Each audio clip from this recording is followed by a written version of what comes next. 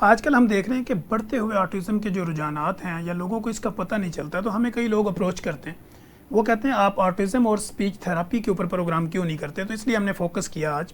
تو آپ بیسک تو یہ بتائیں کہ کازز آف آٹزم کیا ہے؟ رائٹ، دیکھیے اس کے بہت سارے لوگ یہی سوال کرتے ہیں کہ آٹزم کے کازز کیا ہیں.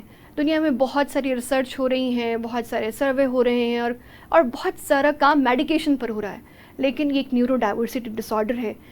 میڈیکیشن جو ہے اس پہ اس طرح سے کام نہیں، افیکٹولی ورک نہیں کر سکتے. اس میں آپ امیونٹی بوسٹ کر سکتے ہیں، منرل ڈیفیشنسی کو دور کر سکتے ہیں. یس، ان کے گٹ سسٹم کو امپروو کر سکتے ہیں، بیکاز آٹزم کا گٹ سسٹم سے، نیوٹریشن سے بہت گہرا تعلق ہوتا ہے. ٹھیک ہے. تو ابھی اسٹل پوری دنیا میں بہت ساری ریسرچ جو ہے وہ چل رہی ہے. آسٹریلیا اس میں سب سے آگے ہے. انہوں نے کچھ سالوں پہلے ایک ویکسینیشن تیار کی تھی، لیکن ابھی بھی وہ ہیلتھ ڈپارٹمنٹ سے اپروو نہیں ہوئی اس طرح سے. تو آپ نے کازز کی بات کی، تو اس کے بہت سارے کازز ہیں. سب سے پہلے تو ہمارا لائف اسٹائل، ہمارا فوڈ، اور دا موسٹ امپورٹنٹ تھنگ کہ ہمارا جو ایک پیرنٹنگ لائف میں جو ہماری مدر ہے اس کا مینٹل ہیلتھ کا جو ہے وہ سسٹین نہ رہنا، ڈپریشن اور یہ سب کی کہیں نہ کہیں افیکٹ کرتی ہے ڈیورنگ پریگننسی. اور یس، اور جب بچہ جو ہے وہ دنیا میں آتا ہے تو بھی وہ سب چیزیں آپ کے انوائرمنٹ سے جو ہے وہ آبزرو کر رہا ہوتا ہے، اس کی پرسنالٹی میں اس کا ایک بہت اسٹرانگ امپیکٹ جاتا ہے. تو بہت سارے بچے بائی برتھ آٹسٹک نہیں ہوتے، لیکن ہمارے لائف اسٹائل اور ہمارے گھر کے انوائرمنٹ کی وجہ سے وہ بیہیویئر ایشوز کا کبھی کبھی شکار ہو جاتے ہیں، جس سے ہم جس طرح کہہ سکتے ہیں اگنور کر دیا. ہاؤس وائف نہیں ہے مدر، ورکنگ لیڈی ہیں، پراپر ٹائم نہیں دے پائیں، مجبوری ہے، کوئی بیبی سٹر ارینج کر دیا، وہ سرٹیفائڈ بیبی سٹر نہیں ہے، وہ کوالیفائڈ بیبی سٹر نہیں ہے، جس کی وجہ سے جو ہے وہ بچہ اسپائل ہوا، بیہیویئر ایشوز آنے لگے، اسپیچ ڈیلے ہونے لگی، اور ٹینٹرمس شو کرنے لگا وہ، اور کہیں نہ کہیں سوشل انٹریکشن جو ہے وہ پور ہونے لگا. بیکاز جو چیز ماں نے یا کسی گارڈین نے، سیریس گارڈین نے جو ہے وہ اپنے بچے کو ڈیلیور کرنی ہوتی، وہ ایک کیئر ٹیکر یا ایک جو ہے وہ بیبی سٹر اس طرح سے پرووائڈ نہیں کر سکتا. اچھا، آپ یہ سمجھتی ہیں کہ وہ بچے جن کا سوشل سرکل کم ہوتا ہے یا جن گھروں میں لوگوں کا آنا جانا کم ہوتا ہے، وہاں پہ آٹزم زیادہ ہوتا ہے؟ وہاں پہ آٹزم زیادہ نہیں ہوتا، لیکن وہاں کے بچوں کو اسپیچ ڈیلے ضرور ہوتا ہے. ٹھیک ہے، چونکہ ان کے پاس وہ اپرچونٹی نہیں ہوتی، لوگوں کے ساتھ کمیونیکیٹ کرنے کا وہ اسکل نہیں ہوتا. اچھا، بینگ آٹزم اور اسپیچ تھراپی ایکسپرٹ کے طور پہ آپ یہ کیا سمجھتی ہیں کہ اس وقت ہمارے بر اعظم سمیت دنیا بھر میں کس قدر یا کس مقدار میں آٹزم اور اسپیچ تھراپی کے کیس پائے جاتے ہیں؟ دیکھیے، اسپیچ کے تو مطلب اسپیچ جو ہے وہ ایک کیوریبل چیز ہے، ہم اس پہ کام کر سکتے ہیں. یعنی اگر ہیئرنگ امپیئرڈ بچہ ہے تو ہم کوکلر امپیئرڈ کرا کر جو ہے وہ اس کی اسپیچ پہ کام کرتے ہیں، تو کہیں نہ کہیں ہم کامیاب ہو جاتے ہیں. جو آٹزم ہے وہ ایک ادر نیورو ڈائیورسٹی ہے، وہ ایک ڈس آرڈر ہے، اور اسپیچ جو ہے وہ ایک ڈسیبلٹی میں آتا ہے. We can say this in a disability, لیکن اسپیچ ڈیلے ہوتا ہے، speech language delay speech disability میں آتا ہے. سو جو آپ بات کر رہے ہیں کہ آٹزم کے حوالے سے، تو سر آٹزم تو بہت تیزی سے پھیل رہا ہے، اور ایک ریسرچ ہے، امریکن ریسرچ، ایک ڈپارٹمنٹ ہے جو امریکہ میں اس آٹزم پر ریسرچ کر رہا ہے.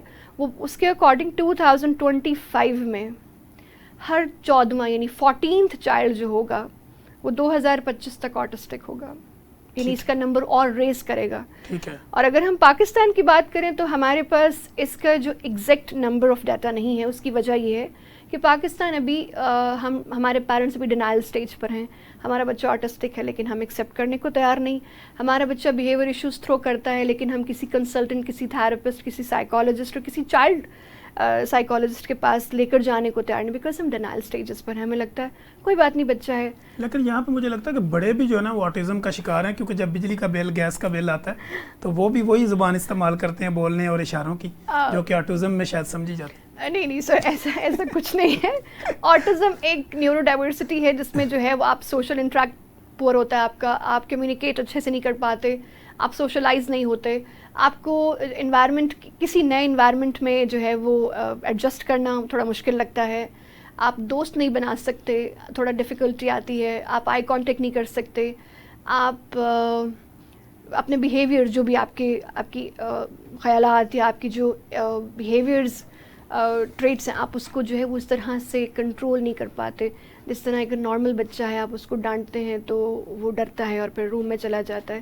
آٹسٹک بچے کا جو ہے یہ المیہ ہے کہ وہ بچہ آپ کی ڈانٹ کو جو ہے وہ اس طرح سے سمجھ نہیں پائے گا جب تک آپ اس پر کام نہیں کر لیتے. تو اس کو ڈانٹنا ایسے ہی ہے جیسے آپ جو ہے وہ کسی ایسے شخص سے کوئی اور لینگویج میں بات کریں اور وہ انڈرسٹینڈ نہیں کرتا اور وہ رسپونڈ بھی نہیں کرتا. تو آرٹسٹک بچے کو آپ جس بھی لینگویج میں جو ہے وہ ڈانٹیں یا اس کو کسی طرح اسنیپ کریں, وہ بیچارہ ان اویئر ہوتا ہے آپ کا بیہیویئر انڈرسٹینڈ کرنے میں. اچھا, آٹزم کو ہی جب ہم دیکھتے ہیں, کیونکہ یہ پہلے تو لوگوں کو بالکل پتہ بھی نہیں ہوتا تھا اس کا, اب تو چونکہ ڈفرینٹ جگہ پہ سیٹ اپ کھل گئے ہیں, اویئرنیس آ گئی, لوگوں کو پتہ چلنا شروع ہو گیا. آٹزم کے بارے میں آپ کیا سمجھتی ہیں کہ یہ بائی برتھ ہے یا کوئی جینز میں بھی ہوتا ہے کہ اگر کوئی بچہ پہلے خاندان میں آٹزم کا شکار ہے تو باقی جو آئیں گے وہ بھی آٹزم کا شکار ہوں گے؟ جی, دونوں چیزیں ہیں, دونوں ایلیمنٹ ہیں. اور آپ نے یہ بولا کہ پہلے نہیں سنا گیا تھا آٹزم کا نام, تو دیکھیے ہر جو ہے وہ سبجیکٹ میں, ہر فیلڈ میں ریسرچ آتی ہیں, پروگرس ہوتی ہے, امینڈمنٹس ہوتی ہیں. تو آٹزم جو نیورو ڈائیورسٹی ہے وہ پہلے جو ہے وہ آتی تھی مینٹلی ریٹارڈڈ چائلڈ کی کیٹیگری میں. آپ سمجھ رہے ہیں, مینٹلی ریٹارڈڈ چائلڈ. تو جو پہلے لوگ جو آرٹسٹک یا نیورو ڈائیورسٹی کے بچے ہوتے تھے وہ کیٹیگری آتی تھی ان کی مینٹلی ریٹارڈڈ میں. تو پھر انہوں نے ریسرچ کی, اس کا ایک پراپر نام رکھا گیا بیکاز اس کے بیہیویئر جو ہے وہ مینٹلی ریٹارڈڈ سے تھوڑے سے ویری کرتے ہیں, اور اسی لیے پھر اس کو آپ نے وہ نام اب آ کے زیادہ سنا ہے بیکاز یہ نام تھوڑا سا ریفارمڈ ہو کر جو ہے وہ آٹزم کے نام سے آئے. اور آٹزم کی آگے سب برانچز ہیں, اے ڈی ڈی, آٹزم ڈیفیسٹ ڈس آرڈر, اے ڈی ایچ ڈی. چڑچڑا پن ہوتا ہے کیا وہ بھی آٹزم کا ہی حصہ ہے؟ جی, وہ کہتے ہیں میرا بچہ بڑا چڑچڑا ہے, ہر بات پہ چڑچڑا اور ضدی ہے. اگر اس کے جو میں نے آپ کو پہلے اس کے جو ہے وہ سمپٹم اینڈ سائنس بتائے کہ وہ کمیونیکیٹ نہیں کر پاتا, وہ سوشل نہیں ہے, وہ آپ کی بات پہ رسپونڈ نہیں کرتا, وہ دوسرے بچوں کے ساتھ کھیلتا نہیں ہے, تو اگر اس کے ساتھ ساتھ وہ چڑچڑا پن ہے تو وہ بیہیویئر ایشو ہے, آبویس وہ بھی ایک آٹزم کا سائن اور سمپٹم ہے. اب ہم بات کرتے ہیں اسپیچ تھراپی کا جو ایشو ہوتا ہے, بچے کم بولتے ہیں, توتلا بولتے ہیں, تو کچھ مائیں کہتی ہیں میرا بچہ بڑا توتلا بولتا ہے, مجھے تو اس کا توتلا پن ہی خوبصورت لگتا ہے, وہ اس کا پراپر علاج نہیں کرواتی, وہ ساری عمر کے لیے توتلا ہو جاتا ہے. تو اس میں ریئلٹی کیا ہے؟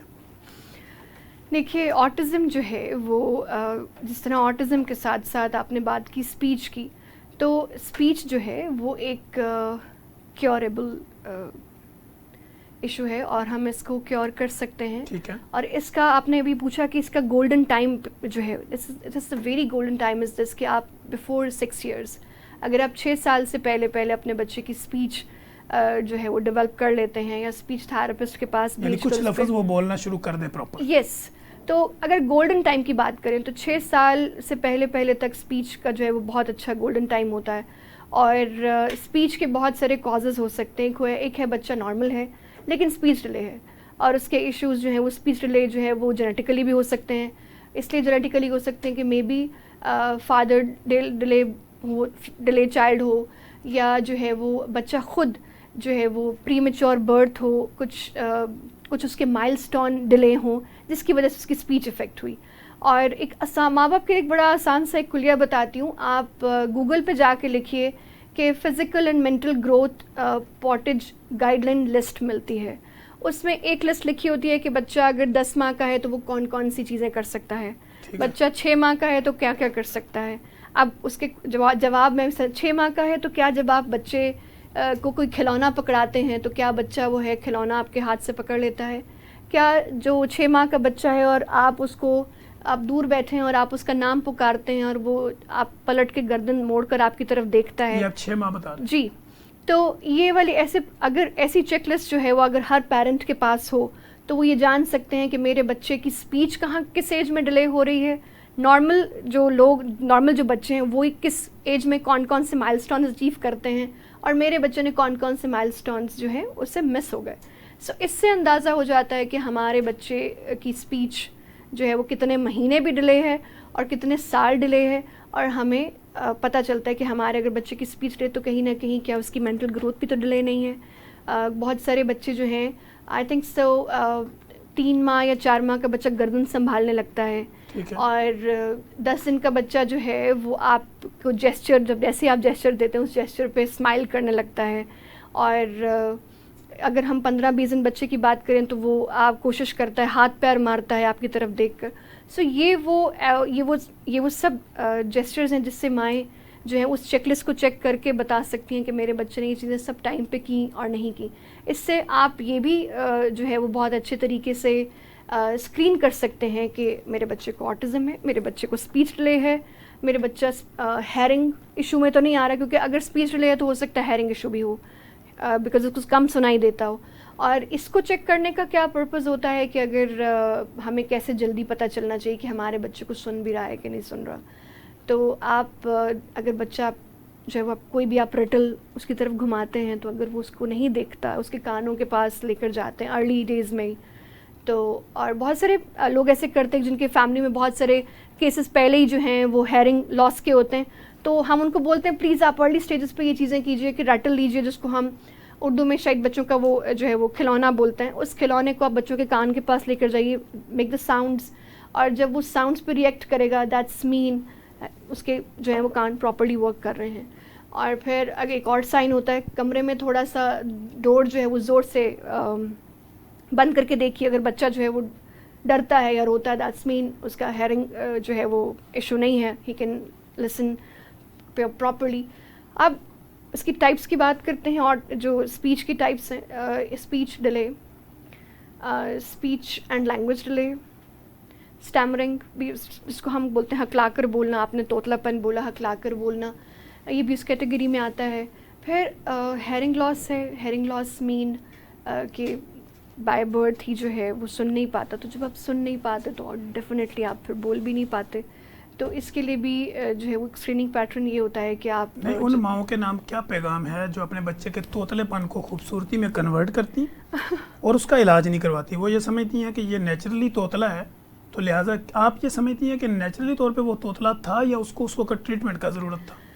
دیکھیے اگر بچہ جو ہے وہ اسٹارٹنگ میں تو اس سے ہر ورڈ پراپرلی جو ہے پروناؤنس نہیں ہوگا ایکوریٹلی, لیکن ہماری مائیں اکثر جو ہے وہ خود لاڈ میں بھی بچوں کے ساتھ طوطلے میں طوطلا لینگویج میں رپلائی کر رہی ہوتی ہیں, تو بچہ یہ نہیں سمجھ پاتا ہے کہ یہ ماں کا پیار ہے, یہ ایکوریٹ ورڈ کی پروننسیشن ہی ہے, تو وہ اس کو اس کی اڈیپٹیشن میں چلا جاتا ہے. اور اگر آپ اس کی بات کریں کہ یہ مائیں خود کرتی ہیں, تو یس کہیں نہ کہیں ہماری جو ہے وہ بچوں کے ساتھ جو ڈیلنگ ہے, بیکاز مدر انوائرمنٹ بچے کو سکھاتا ہے کہ آپ نے کیسے بولنا ہے یا کیسے سروائیو کرنا ہے, تو it's effect on his personality too. آپ یہ سمجھتی ہیں کہ اگر کسی کو اس طرح کا طوطلا پن بھی ہے تو اس کو فوری طور پہ اپنی اسپیچ تھراپی والوں کے پاس جانا چاہیے کہ یہ جو اس کا عمل کس وجہ سے ہے؟ یس اگر جو ہے وہ یہ ایشو ہے اور وہ طوطلا بولتے ہیں, تو ایز سون ایز پاسبل آپ کسی تھراپسٹ کے پاس جائیے, اور آئی ایم شیور کہ بہت کم سیٹنگز میں جو ہے وہ آپ کے بچے کا ایشو جو ہے وہ ہو سکتا ہے ریکور.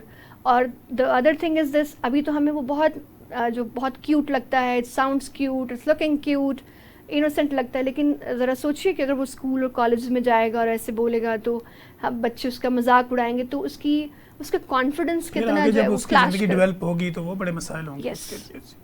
اچھا, یہ تو ہم نے کر لیا. اب اسپیچ تھراپی والا اگر کوئی بچہ ہے یا ڈیلے ہو گیا, بول نہیں رہا, 3-4 سال کی عمر کو پہنچ گیا, اور مائیں جب آپ کے پاس لے کے آتی ہیں اسپیچ تھراپی کے لیے, تو آپ کا جو پروسیجرز ہوتا ہے ڈائگنوز کا وہ کیا ہے؟ اچھا جی, ہمارے پاس اگر اسپیچ کا بچہ آتا ہے, سب سے پہلے تو ہم ان سے پوچھتے ہیں, مدر سے ہسٹری لیتے ہیں کہ جی آپ بتائیے کہ کتنے سال کا ہے, فیملی میں اس کا سبلنگس کتنا ہے, اس کا کتنا نمبر ہے, جب یہ پیدا ہوا آپ کی ایج کیا تھی, کچھ پریگننسی میں کچھ جو ہے وہ کچھ اگر کچھ آیا آپ کے لیے, کچھ پرابلمز آئیں تو وہ کون سی تھیں, آپ کو کوئی ہیلتھ ایشو تو نہیں تھا, اور کیا اس بچے کے مائل سٹونز, جس طرح میں نے اسٹارٹنگ میں بات کی, کیا اس نے پراپرلی اپنے مائل سٹون آن ٹائم اچیو کیے یا تھوڑا ڈیلے رہا. تو ماؤں کو پتہ ہوتا ہے کہ جنہوں کے پہلے 3-4 بچے ہوتے ہیں ان کو دے نو ویری ویل کہ میرے بڑے بچے نے جو ہے وہ تو 6 ماہ نہیں تو 9 ماہ میں جو ہے وہ کرالنگ شروع کر دی تھی اینڈ اسٹارٹ ٹو واک, لیکن جو یہ والا بچہ یہ تو بول بھی نہیں پاتا اور اس طرح سے رسپونڈ نہیں کرتا. دیکھیں 2 سال کا ہو گیا, 2 سال میں بچے کی اسپیچ جو ہے وہ توتلی ہوتی ہے, لیکن وہ اپنی بات سمجھا لیتا ہے.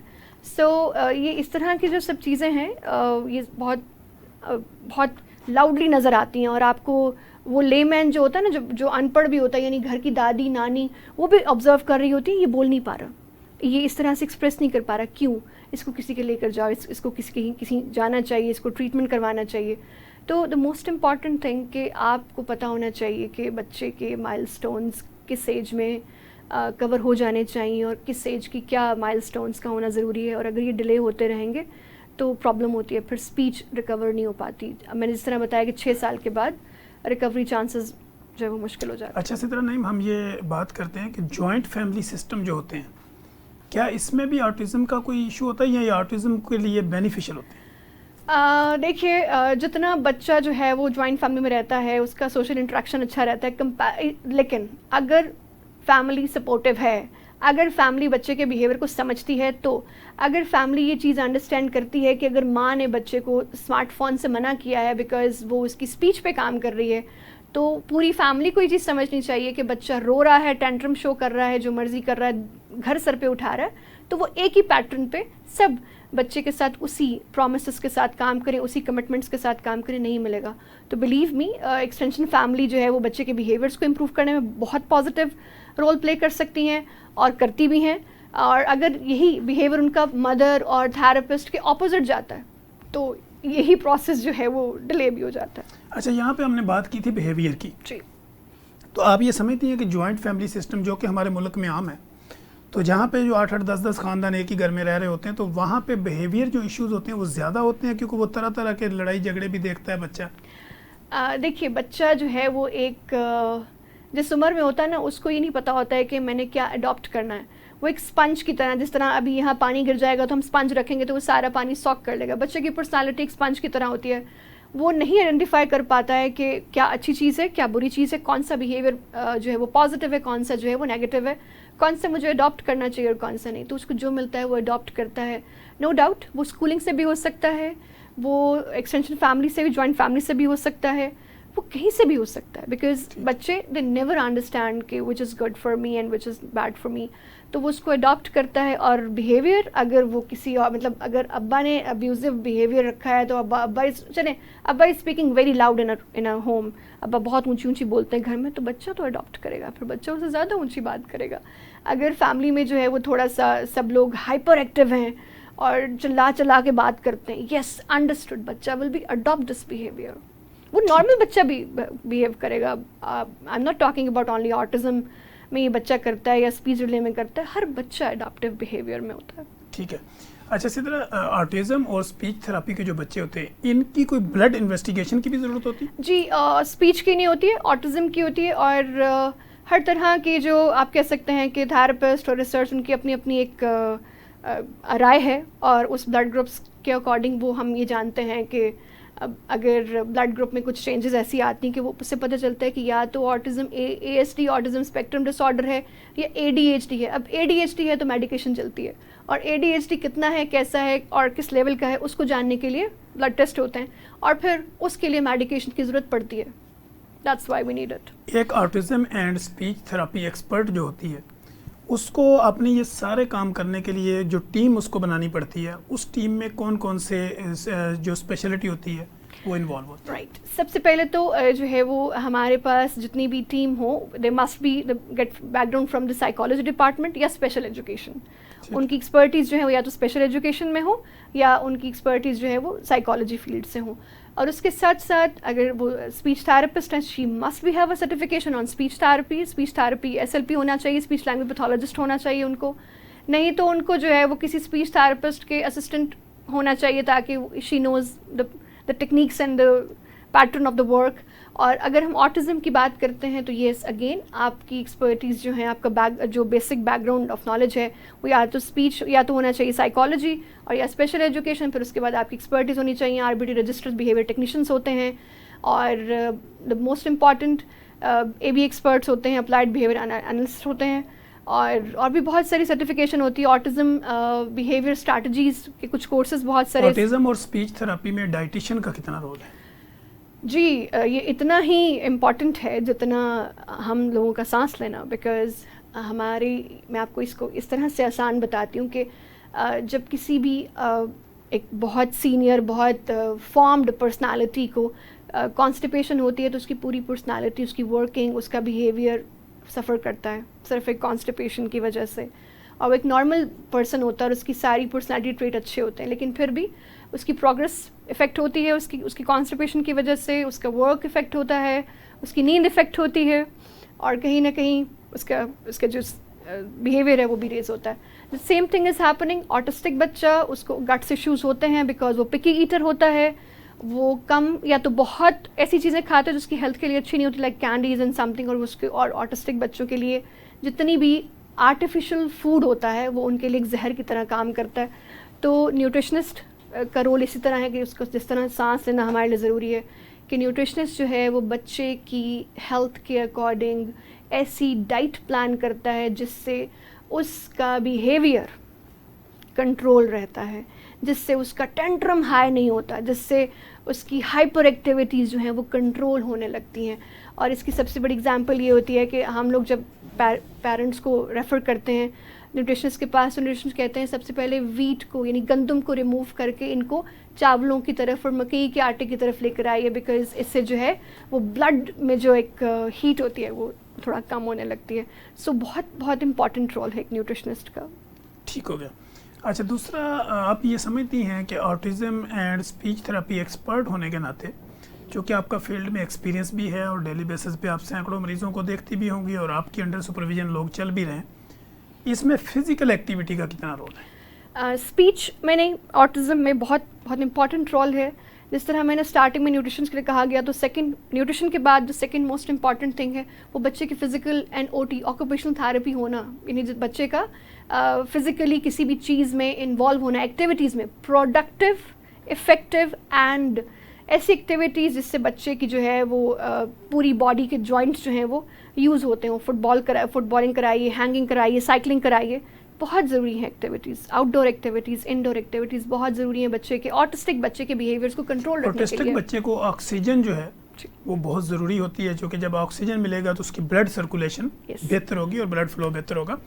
وہ مائیں جن کے بچے آٹزم کا شکار ہیں یا آٹزم کا شکار ہیں یا انڈر ٹریٹمنٹ ہے، ان کے لیے آپ یہ سمجھتی ہیں کہ ان کو کتنا ٹائم جو ہے وہ کھلی فضا میں اور پارک میں گزارنا چاہیے تاکہ ان کو fresh oxygen inhale who? Sir deficiency of oxygen کی بات کریں تو بہت سارے آٹسٹک بچے جن کے برین کو جب آکسیجن نہیں پہنچتی تو وہ ہیڈ بینگنگ کرتے ہیں، سر جو ہے وہ دیوار میں مارتے ہیں، نیچے مارتے ہیں، تو یہ ڈیفیشنسی آف آکسیجن ہوتی ہے.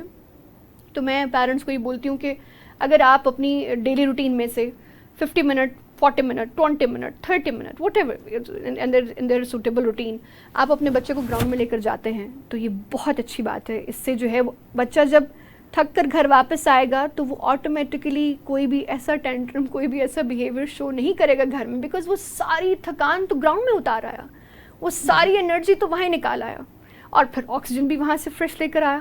سو یہ تو ایک آپ کہتے ہیں نا ملٹیپل بینیفٹس ہیں اس کے، تو ایک بینیفٹ تو ہو ہی نہیں سکتا. تو یہ physical activities, outdoor activities, nutritionist, ان کے بہت امپورٹنٹ رول ہیں along with therapist. Thank you so much. آپ نے ٹائم دیا اور بڑی خوبصورت اور مدلل گفتگو کی اور بیسڈ آن سائنس آپ نے بہت ساری چیزیں جو ہے اس کو کلیریفائی کرنے کی کوشش کی. مجھے اور میری گیسٹ کو دیجیے اجازت. ہم انشاءاللہ دوبارہ ایک نئے پروگرام میں نئی کیوری، نئی تھیوری، نئے سوال و جواب اور نئے ویژن کے ساتھ دوبارہ حاضر ہوں گے. تب تک کے لیے اجازت دیجیے. اللہ حافظ.